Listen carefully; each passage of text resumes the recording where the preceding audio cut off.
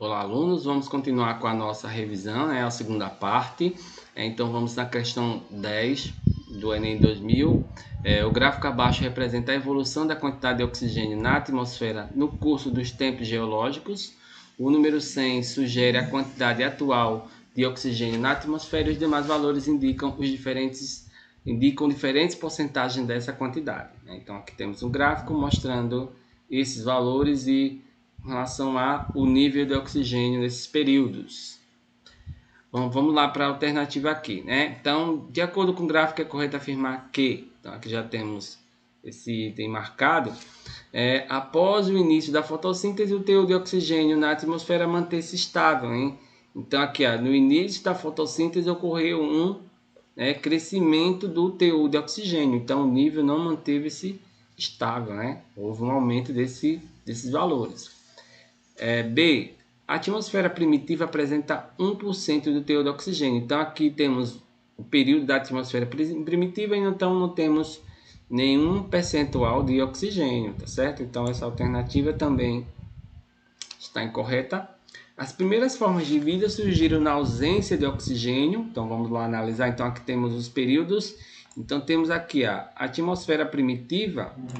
E aqui nesse período temos o que? Aparecimento da vida. Então, temos sim vida aparecendo na ausência do oxigênio, que vai iniciar aqui por volta desse período aqui, tá certo? Então, seria a alternativa correta, ok?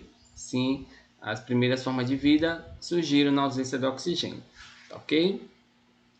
Questão 11.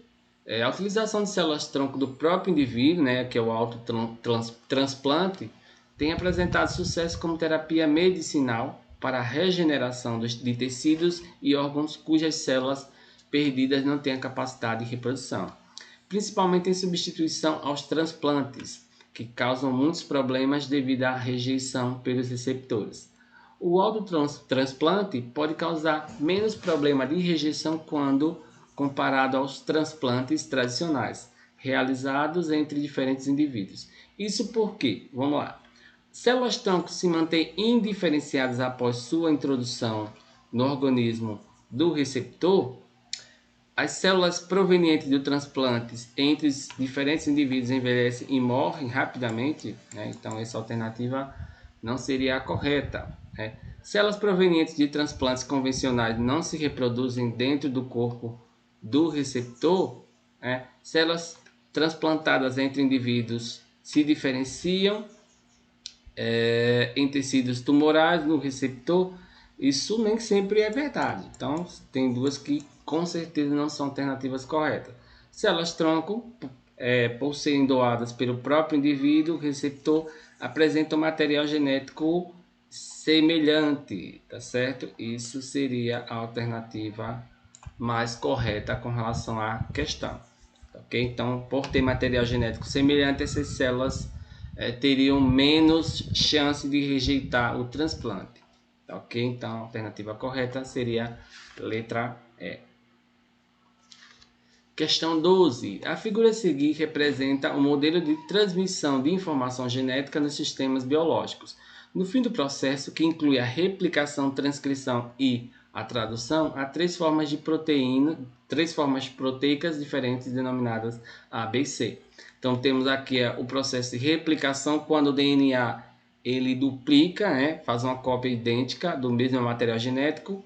A transcrição, que é o processo em que o RNA ele vai ler a informação do DNA, vai transcrever essa informação presente no DNA. E temos a tradução, quando o RNA pega aquela informação e traduz, transforma-se, não transforma, mas sintetiza proteínas. Então, da mesma informação, ele produziu três proteínas diferentes. Estão aqui, proteína A, B e C. Depreende-se do modelo que, vamos lá, a única molécula que participa da produção de proteínas é o DNA? Claro que não, Temos o RNA também participando dessa produção, desse processo.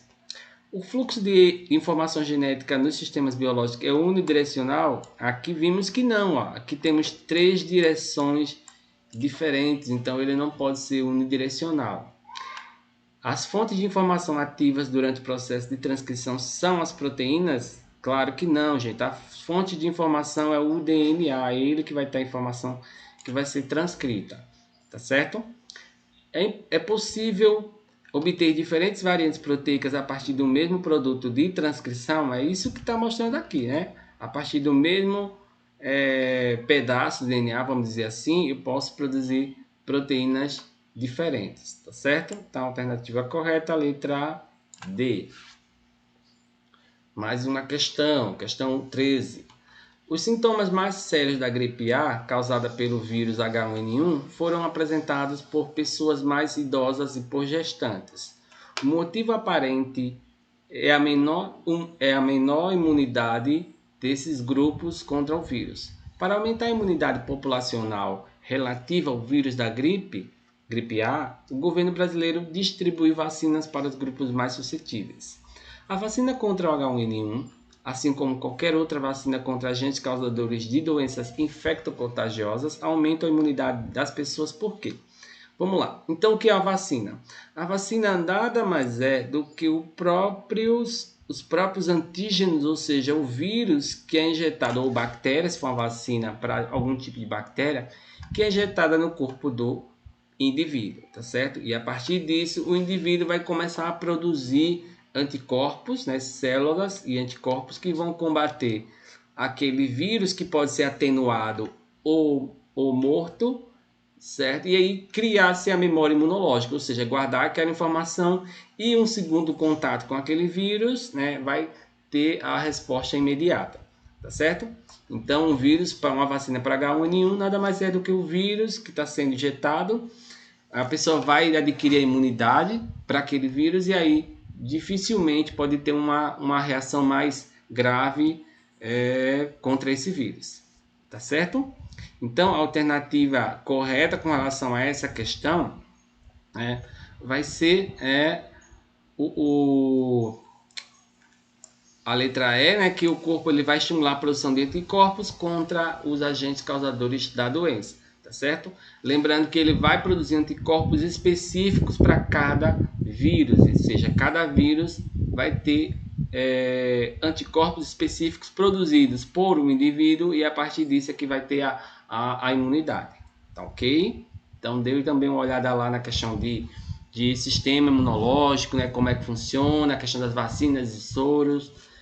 Cai sempre alguma questão sobre algum tipo de vírus, principalmente a transmissão viral, né?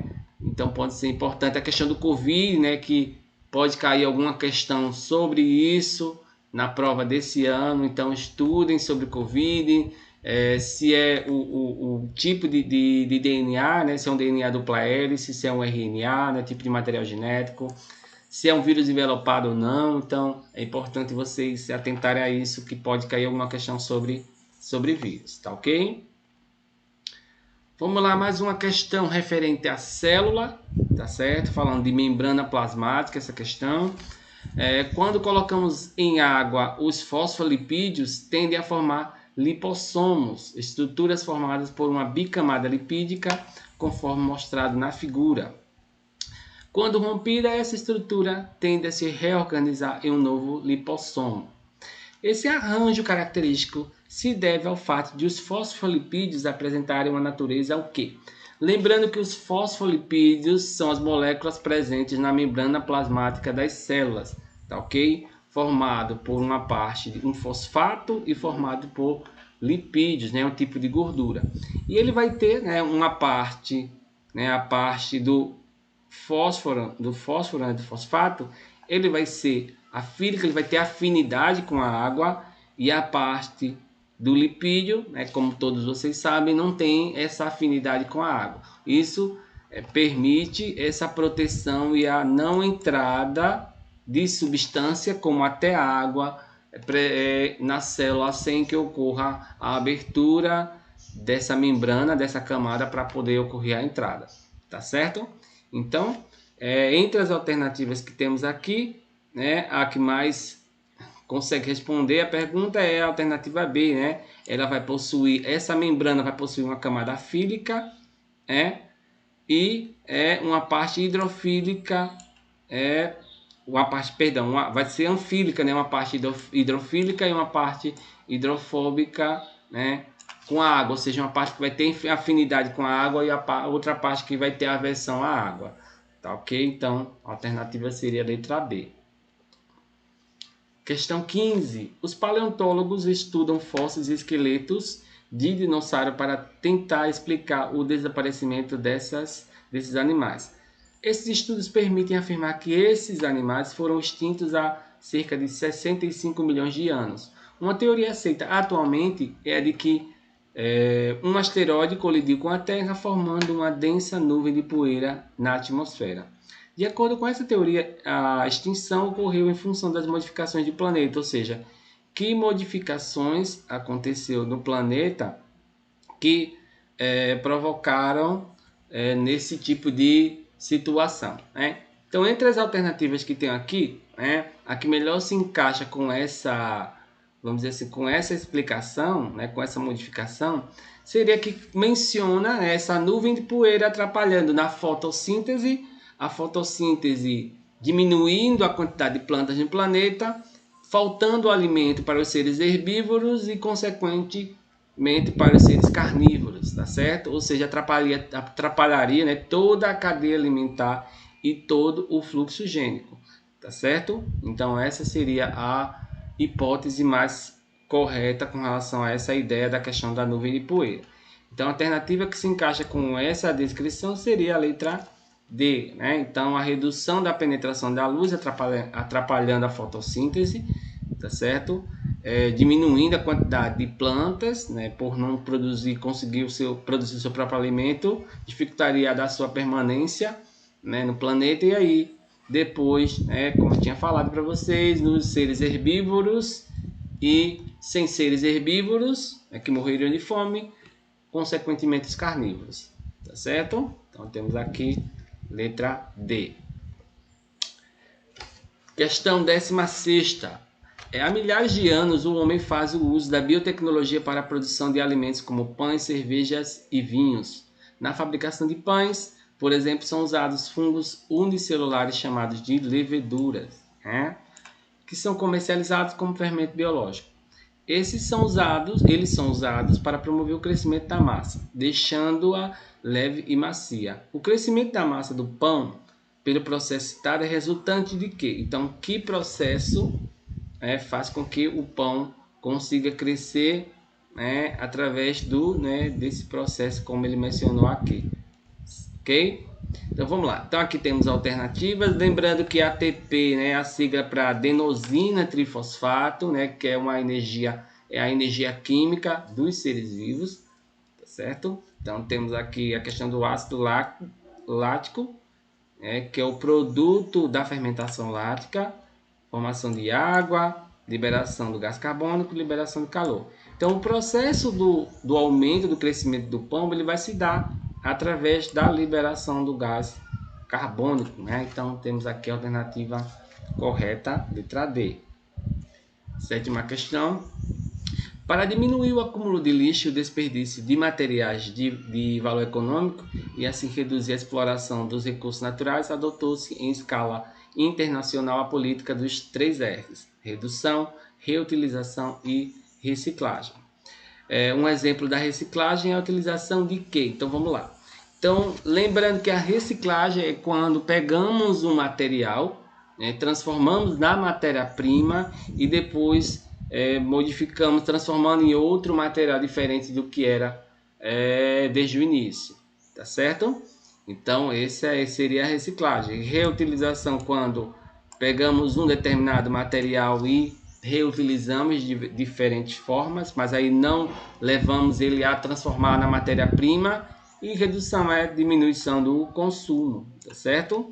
Então, qual a alternativa aqui? Refere-se à reciclagem. Então, de todas essas aqui, garrafa de vidro retornável, sabemos que isso aí não é reciclagem. Garrafa PET recortada em tiras, isso aqui não é reciclagem, é reutilização. Sacos plásticos, também reutilização. Embalagens plásticas vazias e limpas, acondicionado com outros alimentos, também não é. E temos lata de alumínio como material para a fabricação de ligote, que são barras de alumínio, e a partir dessas barras de alumínio poderia ser produzido outro tipo de material que não fosse as latas de alumínio, tá certo? Então isso sim seria o processo de reciclagem, tá ok? Então seria interessante também ler algo sobre esse tipo de esses processos, né? Cai sempre alguma coisa relacionada a consumo, desperdício, tá ok? Então vale a pena dar uma olhada nisso. Questão 18, né? O menor tamanduá do mundo é solitário e tem hábitos noturnos. Passa o dia repousando, geralmente em um emaranhado de cipós, com o corpo curvado de tal maneira que forma uma bola. Quando em atividade, se locomove vagarosamente e emite sons semelhantes a um assobio. A cada gestação gera um único filhote. A cria é deixada em uma árvore à noite e amamentada pela mãe até que tenha idade para procurar alimento. As fêmeas adultas têm territórios grandes e o território de um macho inclui o de várias fêmeas, o que significa que eles têm sempre diversas diversas pretendentes à disposição para namorar. Essa descrição sobre tamanduá diz respeito ao seu o quê? Vamos lá, né? Então falamos sobre isso na nossa aula, né? Abordamos os conceitos que estão aqui descritos, o de nicho ecológico, que vai se referir ao que o animal faz no ambiente. Falamos sobre o biótopo, que é a comunidade, né, daquele animal, onde aquele animal vive com outros de espécies diferentes. A habitat é o local onde ele vive especificamente, tá certo? E temos potencial biótico, o potencial da área em si, né? A diversidade da área, tá certo? Então temos como alternativa correta, né, o nicho ecológico, sendo toda essa descrição feita no texto, né? Então um textinho aparentemente grande, né? Um pouquinho, mas a resposta bem simples, tá certo? Questão 19. Moradores sobreviventes da tragédia que destruiu aproximadamente 60 casas no Morro do Bumba, na zona norte de Niterói, Rio de Janeiro, ainda defendem a hipótese de um deslizamento ter sido causado por uma explosão provocada por gás metano, visto que esse local foi um lixão entre os anos de 1960 a 1980, certo? O gás mencionado no texto é produzido através de que processo? Então, questões que sempre caem no Enem são relacionadas a impactos ambientais, tá? Ok? Então, também é importante saber da questão do lixo, do descarte do lixo, né? De como esse lixo pode ser reutilizado, dos lixões, aterros sanitários. Então, dê uma olhada sobre isso, que é importante, que pode cair algo desses conteúdos. Então, vamos lá. Então, gente, lembrando que o metano ele é produzido através, né, dos processos de alguns tipos de bactéria, certo? Principalmente relacionada à degradação anaeróbica de alguns tipos de bactérias. Então, o que vão degradar aquele lixo? E a partir disso, como produto, teremos o metano, que é um gás altamente estável, né, que pode sim causar explosões. Ok? Então, temos aqui a alternativa correta, a letra D. E por fim, questão 20, a imagem representa o processo de evolução das plantas e algumas de suas estruturas. Para o sucesso desse processo, a partir de um ancestral simples, os diferentes grupos vegetais desenvolveram estruturas adaptativas que lhes permitiram sobreviver em diferentes ambientes. Aqui temos a árvore filogenética dos vegetais. Acredita que os vegetais tinham se originado de algas, pluricelulares. Lembrando que a partir dos primeiros vegetais temos a questão do embrião, né? As plantas são divididas em 4 grupos, temos aqui os 4 grupos, Bryophyta, Pteridophyta, Gymnosperma e Angiospermas. Cada grupo possui características específicas, mas também características que compartilham em comum. As plantas briófitas são as mais simples, não possuem vasos condutores, são plantas que dependem da água para sua reprodução, certo? Temos as pteridófitas que já possuem raiz, caule e folha, coisa que as briófitas não possuem. Já possuem vasos condutores, né, para conduzir substâncias como água e sais minerais, matéria orgânica também. Gimnospermas são os primeiros grupos de plantas com semente, tá ok? Também possuem já o grão de pólen. Não precisa da água para sua reprodução. E temos as angiospermas, que são as plantas mais evoluídas filogeneticamente e possuem flores e frutos, o único grupo que possui essas duas características. Okay? Então, toda planta que tem fruto, ela vai ser do grupo das angiospermas, tá certo? E que apresenta também a maior diversidade, ok? Qual das estruturas adaptativas apresentadas contribuiu para a maior diversidade genética das plantas, né, dos vegetais? Ok? Então vamos lá, temos aqui as alternativas e aqui apresentou maior, vamos dizer assim, maior vantagem, né, para essa diversidade, gente, foi a questão do grão de pólen. Então o grão de pólen que pode ser lançado no ar, também ele pode ser disseminado através de animais, né, certo? Como insetos, mamíferos, né, como morcego, aves, ok? Então pode levar para outros locais. Também as plantas com flores, elas são hermafroditas, possuindo os dois órgãos sexuais, né, o masculino e o feminino, o androceu e o gineceu, e isso facilita com que elas consigam fazer, como está colocado aqui, né, a polinização cruzada, aumentando essa diversidade genética desses vegetais. Tá certo? Então a alternativa D seria a alternativa correta. Tá ok? Então é isso, gente. Espero que tenha ajudado vocês. Leiam um pouco sobre esses materiais, né? Se possível, tente novamente fazer essas questões. Volte a ler aquele mapa mental, né? Falando um pouquinho sobre a questão dos tópicos que mais caem no Enem, como ele é dividido e organizado, pode ajudar bastante vocês. Então é isso. Muito obrigado.